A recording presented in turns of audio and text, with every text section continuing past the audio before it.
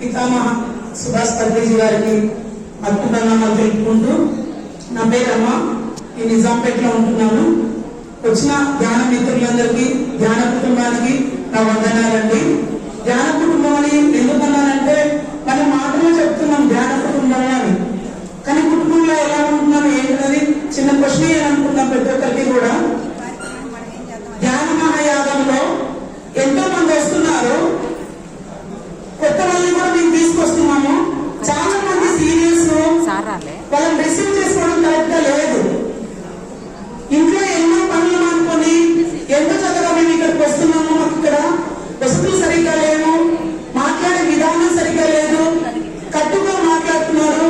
ధ్యానం అంటే ఎంతో ఇస్తుంది, ధ్యానం శాంతతనిస్తుంది, ప్రశాంతతనిస్తుంది అంటున్నారు కదా. సీరియస్ అయి ఉండి అలా బిహేవ్ చేస్తున్నారు. మేము ఎందుకు నేర్చుకోవాలి ధ్యానం అని అడుగుతున్నారండి. ఏం చెప్పాలో నేను చెప్తే నేను తీసుకెళ్లి వాళ్ళకి అదే చెప్తానండి. సీనియర్ మాస్టర్స్ ఎందుకు అలా బిహేవ్ చేస్తున్నారు?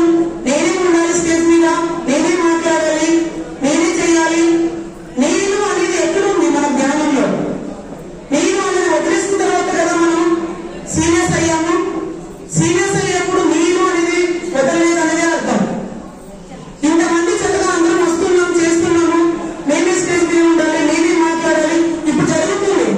నేను వచ్చాను ఇక్కడికి మాట్లాడడానికి, నేను తీసుకొని వెనుకాల వాళ్ళని పిలుస్తూ నేను లేచిందని కూడా పక్కన కూర్చోబెట్టే వాళ్ళు ఉన్నారు. అది అవసరం లేదండి. ఇది మన కుటుంబం అని అనుకున్నాం. అందరం కూడా మన కుటుంబమే. ఇది ఏ రోజు ఎవరు పరిచయం అయినా కూడా ఆత్మపూర్వకంగా తెలిసిన వాళ్ళు మాత్రమే మనకు పరిచయం అవుతారు. అలాంటిది కొత్త వాళ్ళని ఒకలాగా, పాత వాళ్ళని ఒకలాగా చూసేటప్పుడు మీకు ఎవరు నచ్చితే వాళ్ళని పిలవండి. మీకు ఎవరికి మర్యాద ఇవ్వాలో వాళ్ళని పిలవండి. కొత్త వాళ్ళని పిలిచి అవమానించద్దు. నేను సభాపూర్వకంగా చెప్తున్నాను. దీనికి నా దగ్గర ప్రూఫ్స్ కూడా ఉన్నాయి, ఏం జరుగుతున్నది దానికి. అది నా క్వశ్చన్. ఇంకొకటి, వాలంటీర్స్ సహాయం చేస్తున్నారు. ఒక ప్లీజ్ నేను చేస్తాను, నేను కూడా మాట్లాడడానికి వచ్చాను. వాలంటీర్స్ సహాయం చేస్తున్నారు. చేసేటప్పుడు చిరాకు పడుతుంటారు. ధ్యానంలో కూర్చుంటాము, కూర్చున్న వాళ్ళని కూడా లేపుతుంటారు. ఇక్కడ మాస్టర్ ఉన్నారు, నేను బట్టి శక్తిస్తాను కదా. కింద ఇక్కడ కూర్చున్నాను, ఫుల్ లీప్కి వెళ్ళిపోయాను. అప్పుడు హాఫ్ అన్ అవర్ అయింది నేను ధ్యానంలో కూర్చొని. అతను వచ్చి అక్కడ వచ్చి కూర్చోకూడదండి, మీరు అక్కడ నుంచి లేదని అని చెప్పారు. తర్వాత అందరూ ధ్యానం అయిపోయాక చూసి అతనే పై స్టేజ్ మీద సార్కు వీళ్ళు కానుకొని కూర్చున్నారు. అది ఎంతవరకు కరెక్ట్? సీనియర్స్ అయి ఉండి మీరు కరెక్ట్ గా చేస్తూ ఉంటే మేము కూడా కరెక్ట్ గా చేయడానికి అవకాశం ఉంది. మేము పొద్దు నుంచి సర్వీస్ లో ఉన్నాము, నేను ఇలాగే మాట్లాడుతామంటే అలాంటి వాళ్ళు ప్లీజ్ సర్వీస్ కి రావద్దండి.